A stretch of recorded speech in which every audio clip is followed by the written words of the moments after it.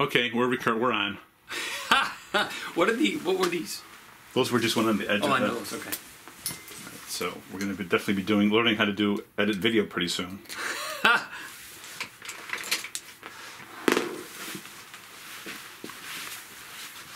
right, so Matt, here we go. Are we recording again? We are recording again. Okay. All right, episode number 2. Episode number 2. All right, so Matt, we're going to talk about the milestones. Yep. My name is Bill Ulivieri. I'm the owner of Sonical Capital Management, and with me is Matt Berrafato, the Elephant Hunter. And so again, the goal for these webinars, interviews, is again to connect with people in the Glenview and North Shore area to discuss things that are important to us, especially those issues that affect people in the final third, the last third of their life. And it's going to be long-term care, activities of daily living, finance, I mean, everything. Your physical body, anything. There's a whole bunch. So in our previous conversation, you brought up a man named Mike Waz. Mike Schwass. Mm-hmm. He was a hockey player who became a quadriplegic. Yep. And that was one of the things I think that helped motivate you to go into this space, because it was Mike that suggested, go and do likewise. Go and speak if you want to be a speaker. Right. Yeah. So Mike Schwass broke his neck when we were seniors in high school, and it was a terrible accident. I was on the ice. It was life-changing. Michael went on to he's a quadriplegic. He unfortunately passed away about 8 years ago.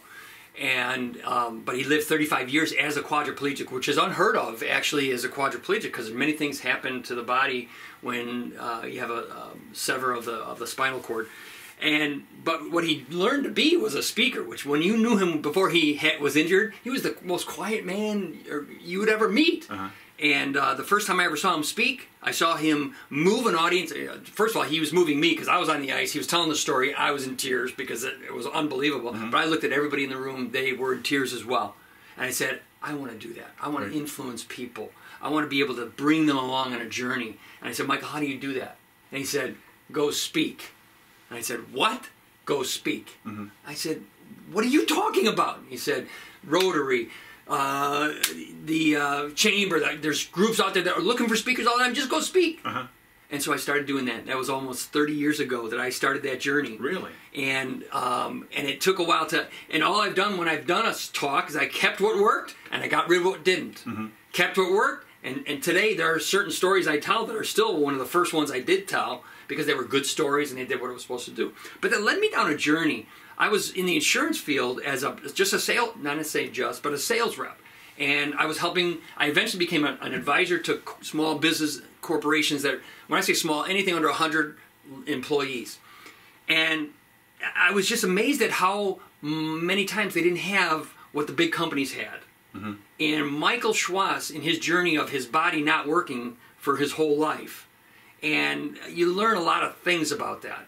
And we ended up creating a nonprofit organization that we thought was going to just help Michael. And again, it ended up helping a lot of people, both those that were disabled and not, those people who were quadriplegic or paraplegic and not. And he was just an amazing man. But he taught me to go after what you're passionate about. Go after what it is that brings you life. Because if you're not connecting with what brings you life, you're not going to influence people. Right. And right. I think that's why I'm on this journey. You can't give something that you don't have. Right? Absolutely. You can't give people a gift. Why would you want to come and get it if I'm not excited? Yeah. I mean, when I say excited, not in your face exciting, I'm talking about it's overflowing and you're being touched by it, and you don't even know what you're being touched by. Right. That is what the essence of what's driven me to become this elephant hunter, which is you eat an elephant one bite at a time, Bill. That's the whole theory of my thing. Take a big project, break it into little pieces, and when you look at what we're talking about, the the final third, if you don't take a parent that is now all of a sudden got this journey of dementia coming. Mm-hmm. If that's not an elephant, I don't know what is. You got to break it in little pieces. What do I have to do to make this a ride? How do I manage that? How do I do that? So, everything. Matt, you said that your dad has dementia. Yep. Your wife Laura's father passed away recently from Alzheimer's. So now that my mom and my dad is 86, my mom is 85 and 86 backwards. My mom's 86, my dad's 85. She has a touch of dementia. So help me understand what I can expect in the next few years, because My dad, being an incredibly independent, stubborn man, doesn't really like to have the deep conversations with his son, right? He still thinks of me as like I'm 15 or 14. And I do the same thing with my own kids. Right. I don't treat them with the maturity that they probably deserve Right. or their age. So give me a couple of ideas of what's in store for me. What's in store for you? Okay, so my opinion. Yes. And it's only my opinion. Yep. This role reversal that I think it touched on in the last episode. Role reversal. What's happening is you're just beginning to see it. Think about when you have grandkids, so you understand this. Totally. You see when they are starting to learn something. How do they learn? What do they learn? Where they're connecting? They're all of a sudden their brain is doing this thing. It's almost like Benjamin Button. I think wasn't that you ever see that movie? He was old and worked his way backwards. It is what you need to watch because that's what happens. And what's happening with your dad, what's going to happen with anybody who gets dementia, is you're on this journey of, the hardest part about dementia? What's that? They don't remember what they don't remember. They don't think they have a memory problem. Right. And you're just looking at them going, you just told me 2 seconds ago and you can't remember. And it's like, take a deep breath, take a patience pill. And the hardest thing for me has been to be truthful without hurting. Because you know what? They challenge you and say, you don't know what you're talking about. I say, Dad, you just told. When do you get honest with someone? And it is so hard. And I remember with Reno, when Reno was my father-in-law, and when he was at this place, we first took him to the memory care center. And he said, I want out of here. I can't stand it here. He was just livid. And I said, Dad, you've got a thing called Alzheimer's. I was one of the first ones that actually said, you've got Alzheimer's. He says, what's that? And I said, Dad, it's a memory thing. It is not personal. It is like a disease, like cancer. It is a disease. And he said, what do you mean memory? I said, Dad, I've known you for 40 years. What's my name? He looked at me. Who am I married to? He didn't know. And I had to just, those little moments, I said, Dad, that's why you're here. What's happened? And I just had to explain to him. And so the more I've done, and now with my dad, it's really interesting. And it's got to be compassionate, Bill, because you know what? He's not going to understand. But I'm still uncertain how you make progress with that, because with my grandson and my granddaughter, who's 4 and 18 months, I can say, sit down and eat your dinner. Why? Because I said so. Right. And so I can lord it over them. I can pick them up and put them in their high chair. I can pick them up and put them in this seat. I'm like, you are not leaving. You're not going to get the iPad until you finish your peanut butter and jelly sandwich. Right. I can't do that with my mom and dad. What's the hardest part about being a parent? What is the hardest part? I'm going to guess. What do you think is the hardest part about being a parent? Getting them to do what I want them to do. Right. Not having control of what they do, but you're in control of what you've got this responsibility. I'm not in control of what they do, but I'm responsible for the actions that they make. That's right. It drives me nuts. And when your job as a parent is not to be their friend, is it? No. If you're a coach in hockey or baseball, your job is not to be the friend of a player. And when you're doing a role reversal, you are now becoming the parent of your parent. And the rules are the same.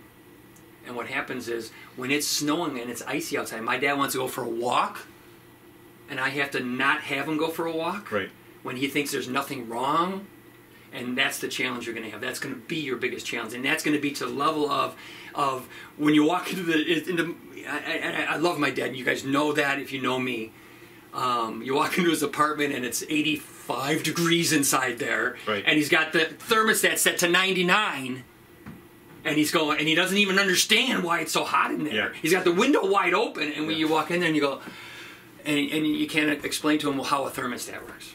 Right. And that is the frustration of us being in the the final third, because now it's going to be at every level. And so what has to happen is we have to be aware of the disease. We have to be aware of the relationship you have with your dad, with who I had with my dad. You know what happens, Bill? All you remember, as I did, when my dad would yell, I straighten up and I go, oh my gosh, but he's yelling at something that doesn't make sense.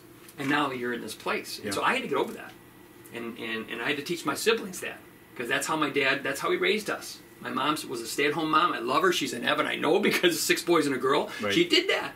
And I know that he was the breadwinner. He brought home the baby. He was an attorney, and he was not there except maybe at dinner, and it was sort of crazy. And wait till your dad gets home. You never heard that, right? Oh, wait till your dad gets home. No, my mom had no problem with disciplining. I never heard wait till your dad got home. She took it into her own hands. I mean, she was an Italian, Sicilian. I mean, and what happened when the paddle she used to hit you with started to break because she was hitting you with it? Yeah, that's when she said, wait till your father. Yeah, I know, but I understand what you're saying. But that's what we grew up in. Yeah. So now so this is why, when we talked about the arenas, or let's talk a little bit about that. Last episode we didn't touch on them. Right. But the arenas you got your mental arena, physical arena, your spiritual arena. I think those are the hierarchy, the top three. This is what everybody lives their life in, these arenas, everyone. And again, we want you to join this conversation because this is really important. Then you got your financial arena, you got your career arena, you got your social arena, and your family arena. There's 7. Anything you do will fall into one of these arenas. What happens is they start to touch each other. The mental arena and the family arena. Think what goes on. All of you who've been raised by someone, except maybe Tarzan, didn't he get raised? I forget the story. Right. But anybody else, when that happens, you've got these when you were that young, you've got these mental, your mind absorbed all of it. And now we go right back to that when that happens. And the psychology, little that I've done and studied it, that's what's happening. So now when you're doing this role reversal, this is not easy. Because now all of a sudden that person that used to be that parent, like you just said, do it this way because I said so. Now you're doing that to him or her. I made some progress with my dad because he was had to move from a 3-story farmhouse in Edison Park. Asbestos shingled home, very steep wooden stairs, what you'd expect from a house built in the 1920s. And moved to a location in Des Plaines, which was on one floor, maybe 1,000, 1,200 square feet, something like that, a condominium. So everything's within just a few steps, which is great for them. But I found that the only way I could really make him pull the trigger in selling the house and moving, which was very hard when you're already in your 83, right, was, Dad, you're not the bad guy. Dad, you're not the bad guy. You've always done everything you could to take care of us. My mom, for the most part, was a stay-at-home mom. Although they run a family machine shop, my mom was a nurse, picked me up from school at 3 o'clock. We'd go work at my dad's machine shop until like 8 or 9, come home, watch the Red Skelton show. Yeah, right, absolutely. And then go to bed, right? My mom and dad would stay up and watch Johnny Carson and then go to sleep. Right. Rinse and repeat every single day. So, my dad felt a sort of humiliation, embarrassment because like he couldn't take care of the family in his late 80s because you spend down more than you think. And so I'm like, Dad, you're not the bad guy here. You've always taken care of us. You've always done the right thing. And this is no different. So to kind of give him that perspective, and it was true. He always did what was necessary. Worked 2 jobs, worked 2 shifts. The family car was not a family car. It was a delivery van with holes in the floor that we would watch the traffic and spit through, right? No seat belts. Like our seat was a spare tire, and I'm not lying. So that kind of coming from that, he always did what he needed to do to provide for the family. So, do you find that also going on? Well, your dad, if he doesn't even know you, right? So, I mean, that's got to be like sad. No, this is he does know me, my dad. Now Reno, my father-in-law, was at a place where he didn't. Okay, my dad is getting there. And that's the journey. That's like, so here, you asked that, give me what's coming. Right. Okay, anybody who's in the final third, The Twilight Zone, the show The Twilight Zone. Right. Every day is a new episode in The Twilight Zone. And I'm talking seriously when I say, because you don't know who's going to show up in that person's body. Is it going to be my dad, who is the old dad that actually can make connections? All of a sudden there's something, he shocks us with the wisdom that comes out, and the next breath, what did I just say? Or, and I guess the best description that someone gave to me about what happens with either Alzheimer's or dementia, it's as though you have this tape recorder. It's right here, this tape recorder, and there's no record button. Or, the record button doesn't work. So, you just experienced something. Oh, I swear to God, I pressed the record button. It's not there. So how would you deal with your dad? Right. If the record button didn't work and you knew it didn't work? What's the difference between Alzheimer's and dementia? Or is there a difference? Is one... My understanding is this, and I've never had a really clear description given to me by any, even in the medical profession. I'm not down on them. I'm just saying that I think it's that hard to delineate what it is.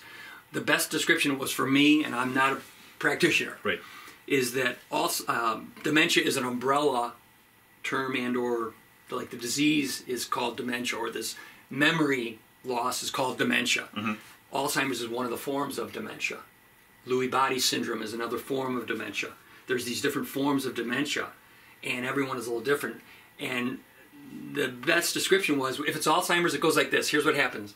Alzheimer's goes like this. And when it goes down fast. The scary part, if it's not Alzheimer's, it goes like this. Gets to the same place, by the way, everybody, but it goes like this. And you got to live that. And that's why the Twilight Zone comes to you every day. And it's like, oh, it's And where, can I ask where your dad is now? I mean, yeah, he lives over at Chestnut Square here in Glenview. Okay. And what's, you know, the wisdom of where that ended up. And again, this is the kind of information that we think we're sharing with everybody. Things like this. We moved my dad. God bless my sister, who was the power of attorney, healthcare, and I was number 2 in a way. But he got my dad to move out of a 2-story townhouse with these stairs, which you're going, how he never fell down. My dad's stairs with the basement. That was the same upstairs and downstairs. Yeah. Anyways, you got to move in. 2-bedroom place, and it was an independent living facility. So really, you had to qualify by having a clean bill of health, okay? So that's a difference. My understanding of an independent living facility is not assisted living, not nursing, and not memory care. And you can get in, but you can't have anything going on right now that they could disqualify you. Really? You have to get a doctor's order. You got to be good before you can move in. That's right. If the day you walk in and you're in, you fall down the stairs, break a hip, you can bring any care you want in, and they can't kick you out. Okay. The only way that you ever get removed from a place like that is if you get to where you need a memory care center, because you can't. It has to be a locked facility and whatever. Sure. Or it's 24/7 care inside. Well, our desire for doing this was we wanted to have a 2-bedroom place so that if all of a sudden this decline starts to happen, then we would have a place for a caregiver. Right. Okay. And we just got a caregiver. God put a couple angels into our life, and that just started 2 weeks ago. And it is amazing what has happened. He's transformed because he doesn't have to be. He knows what's going on. So this is the hard part. You know this is happening when you're the person having dementia, because it's not all the time right away. Something's going on with his brain, and he's got to be knowing when incontinence starts, what happens, and all, and then all of the embarrassment, all that goes with it. Well, now the caregiver removes us, the family, out of that. Okay. And we know he's safe. So it was a godsend for me, because I didn't have this burden that I'm carrying going, is Dad's safe and okay because he's living at home. Did you find, like, for an example of my mom, like when she was living at home, when she was home, she found herself to be less active. She'd be reading more, maybe watching TV. When something would happen medically, a tragic issue, she would be put into the hospital. She actually seemed to be more alert. Her skills were a little bit sharper. Her conversation was a little bit better. Do you find that your dad is actually doing better mentally and physically with his sharpness, or does he still kind of wish that he was at home? It's so hard to answer for him, but I'm going to give you my opinion of my observation. What happens is, I think what's happened to my dad is that when he didn't have anybody there with him, he would, and this is an independent facility, so he could leave out the back door, which scares us. I mean, obviously, because he's in this place where it's happening, where there's a disorientation that happens, that you don't know where you are, and directionally, and especially when it gets dark. When it gets dark, it's really bad. And so he would just sit in the apartment and watch TV. Right. Nothing against TV, but you know what? No way. Yeah. That's and just sit there, and then I'd call him and go, "So Matt, what are you doing?" Well, I'm sort of still working. I'm not retired. I can't come over. And I just felt terrible when that happened. All of a sudden, we get this young man, Alex, is over there now. And if I would pull it up on my phone right now, and I say, "Alex, how's it going?" And all of a sudden, he sends me, "Hey," and there's a picture of my dad shooting pool. Awesome. And I'm going, I didn't even know they had a pool table at Chestnut. He's been there almost 2 years because he's not exploring. All of a sudden, Alex sits there and he goes, "Hey, Gabe, what's going on? Yeah. Let's go for a walk." Yeah. And boom, he comes out, and all of a sudden he's engaging, and now he's relaxed because he's actually making connect. He's a new person, but we have to be careful because we're not solving his dementia. Right. Because then they go, the weekend person hadn't started yet. We go back there. Dad's right back where he is, repeating, not remembering. Then we just have to. He's doing some geometry though, right? Trying to shoot the ball into the pocket. Oh yeah. So his mind is thinking, and that's a good thing. And so all I can my advice to people, you need them engaged in, my purpose and passion discussion. It's really important for someone who's retired and in a community. Right. Even if they do have their mind or they don't. If they don't, that's really hard when they start losing that. But right now, Dad has his moments. He loves music. He should be playing. He would fight going to see a concert because he would have to get up himself and he didn't want to, I won't remember someone's name. Alex goes, hey, Gabe, let's go. Well, they walk in the room and he loves it. I think what we're seeing now in my part of the world, in the investment advising world, and I just got my insurance license in December of 2018. So the concept of long-term care, how expensive it is, how expensive the assisted living and memory care places are, like how do you create a policy? And really, most companies don't even offer a pure long-term care policy anymore. It's an insurance policy that has a rider or like an a la carte option on the policy. So you kind of draw down your final cash benefit. So if you get a $500,000 life insurance policy, you might be able to use $400,000 of that as a long-term care benefit. Right. And so I find the world of insurance fascinating. You've been in it for most of your life. I just literally got into it in the last 2 months. And so to have more conversations like this, like how do we help people with insurance, with memory care, and we're going to have more conversations, not just with each other, but with other professionals in this space. Absolutely. Again, focusing on the final third. Right, because you're drinking out of a fire hose right now. Yeah, totally. And you will too. When you get involved in this kind of a space, you have to know these things, and that's what happens. Is a power of attorney, medical power of attorney, is this something that is kind of generic, or do you have to see an attorney to get a specific one written on a case-by-case basis? Is there one you can share with us and the people? Right. I'm not an attorney. Did I say that? I'm not an attorney. However, there's prototypes out there. I don't recommend you use a prototype because there's a lot of nuances. Don't do a prototype, in my opinion. Get an attorney find an attorney that's a trusted. Don't go to LegalZoom and get this done. I wouldn't do it. Okay. I mean, you can if you're not risk averse. It's really important because, like my friend, I don't know if I told the story in the first episode, but. My friend who, mom has got dementia, dad is on his way to dementia, they're separated, both have boyfriends and/or girlfriends. They live in Montana, and they have no power of attorneys anywhere. And now they can't get the power of attorney, because how are you going to get someone who's dementia that can actually sign the document and understand the document, and no attorney's going to do that. Right. So you've got to get the power of attorney in place before dementia comes on, otherwise you're not of a sound mind and body, and they can't even do a will, right? No, because you're not sound mind. And now try to help them with a health insurance issue. You can't because they can't talk to you. Right. It's crazy. Yeah. And so it's so important. And in our case, with 7 kids in our family, we had to have not just one, but a primary and a secondary. And then my sister, who was primary, moved away, moved out of town. So now I'm primary. These are things that an attorney is going to help you with. And it shouldn't have to be real expensive. And what I call a basic estate attorney will be able to help you on that. Sure. We're going to bring attorneys like that on the table. Our idea in this is not to sell you stuff. Our idea in this concept, this whole thing, is what are issues you need to take care of? Like as I would do my enrollments for when I do my employee benefits, and I still do that. I would say, first question to a young couple, I say, do you have a will? And they look at me like, a what? And I say, we got a problem. Yeah. Because here in the state of Illinois, you don't want this state of Illinois telling you who's going to raise your kids. Yeah. And they go, what are you talking about? Going, I'm just trying to tell you. Yeah. Okay, now that's not expensive but you got to have one.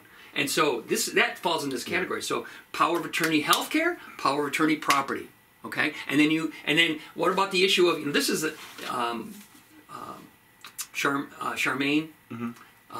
I can't wait to have her on. She's going to be one of our guests soon. Right. Because what we're going to do is she's going to bring what are the things you need to make sure you're taking care of. Right. Because there's consequences if you don't have these. She's dealing with the people already that we're looking to connect with, and we're actually we're on that journey right now. And so she's going to give us some great insights as to what home care looks like, right? Because it's like home sweet home. Like there's no place like home. Everybody wants to age in place, live and die in their own home. They don't want to necessarily do it in a facility. Right. But we're at the end of our 20-minute segment for episode 2. Matt, thanks for your time. Again, we hope to bring more of this interesting content to North Shore. And we want you to be part of the discussion. So please reach out to Bill. Your email address is? Is info@Senecal Capital. That's CENACLE. info@senecalcapital.com. Or Matt at elephanthunting.net. And we're looking forward to having this conversation. Thank you.